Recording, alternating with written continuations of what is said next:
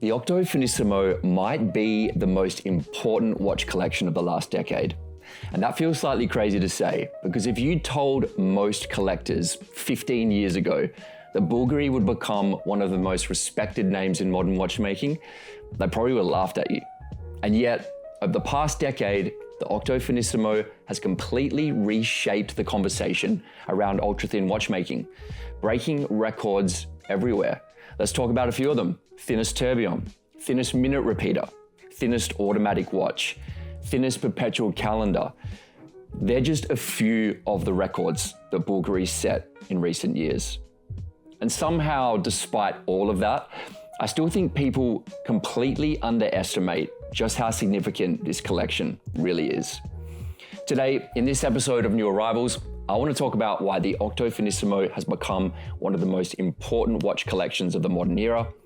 And I also want to chat through 3 very different examples that we currently have live on the site. Let's get into it.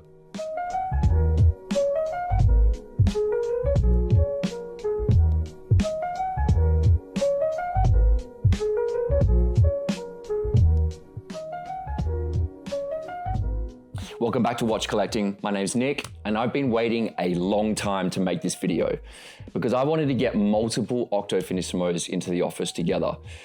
And well, we've managed to do that. The reason being, I genuinely think it's one of the defining chapters of modern watchmaking over the past decade. Bulgari is still viewed by many people primarily as a kind of jewelry house or luxury fashion brand, and historically, collectors haven't always taken these so-called brands seriously when it comes to watchmaking. But the reality is much more interesting than that. Bulgari was founded in Rome a long time ago, primarily as a jeweler. But the real turning point for the brand came in the 2000s when it acquired both Gerald Genta and Daniel Roth's eponymous companies. And then overnight, Bulgari inherited genuine Swiss watchmaking expertise, movement development, and serious horological credibility. There's the architectural boldness you associate with Gerald Genta, but also this kind of understanding of high watchmaking that's really allowed Bulgari to genuinely compete in ultra-thin horology. And then there's the design of these watches themselves. Because even before you get into the engineering, the Octo Finissimo simply doesn't look like anything else in modern watchmaking. Most luxury sports watches today still feel rooted in this kind of nostalgia. A lot of companies looking over their shoulder at old designs, but the Octo Finissimo, it feels contemporary. Everything about it feels architectural. Take a look at the faceted case and sharp lines alongside this kind of matte monochromatic finishing. It almost feels closer to like an industrial design than what people would associate with traditional luxury watchmaking. And while the Finissimo has very much become Bulgari's own identity, it's still rooted in that kind of Gerald Genta approach to design with a very distinctive angular octagonal shape. The thing is though, design alone wouldn't have really changed perceptions about Bulgari. What really forced the watch industry to take the company seriously was this relentless pursuit of thinness.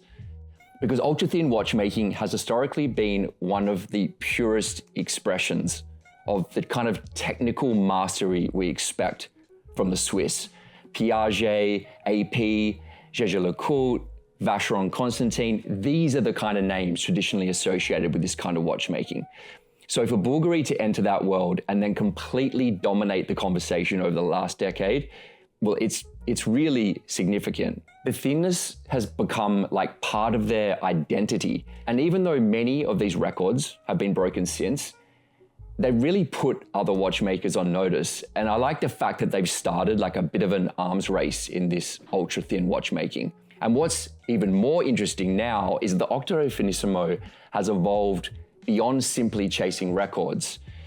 And the watches I have in front of me, I think they perfectly illustrate that. Let's start with this ceramic example. In many ways, this feels like the perfect material for the Octo. Everything about this watch is modern, the architectural shape, the proportions, this kind of aesthetic. To me, it feels so perfectly matched to ceramic case and bracelet. The matte finish works perfectly with all these sharp surfaces and angles. And despite the size, I think it wears really lightly on the wrist. It's like the stealthy, futuristic, and minimalist version of the Octo, and I think ceramic is the perfect material for this kind of design language. Now let's talk about another obsession in the world of watchmaking, power reserves. Bulgari's kind of stepped away slightly from this obsession with thinness, and this one is the Skeleton 8 days. And to create a skeletonized movement with an 8-day power reserve inside, something this refined, I think, is also genuinely impressive from Bulgari. Also, when I first picked this watch up, I was searching around for the power reserve indicator. It's so hard to see, but when you look really closely, it's awesome to see that they've integrated that just above the running seconds. This is one of my favorite versions of the Octo. And I think the skeletonized dial is a perfect accompaniment for the architecture of the Octo Finissimo. And then we get to probably the most divisive watch here, the sketch dial. Now, this isn't actually the first time Bulgari has experimented with sketch dials, but this particular piece celebrates the brand's 140th anniversary, and it features a sketched rendering of the movement design across the dial. And personally, this watch really resonates with me because I've watched a lot of interviews with the watch's designer, Fabrizio Stiliani, and almost every single time he's talking about this watch, he ends up pulling out a sketch pad and drawing through the architecture. So seeing that sketch design language translated directly onto the dial, to me, it feels so fitting for this watch. Now, admittedly, sketch dials are definitely polarizing, and I think some people are generally going to dislike this watch. But for me, I think it suits the watch really well. What a crazy collection. Looking at these watches on the table is really reminding me how revolutionary this model line is. All of these watches are now live on the site, so if you're a diehard fan of the Octo like me, jump onto the site to check them out. And also, a reminder that we have a massive array of watches on the site now, from big brands all the way through to indies.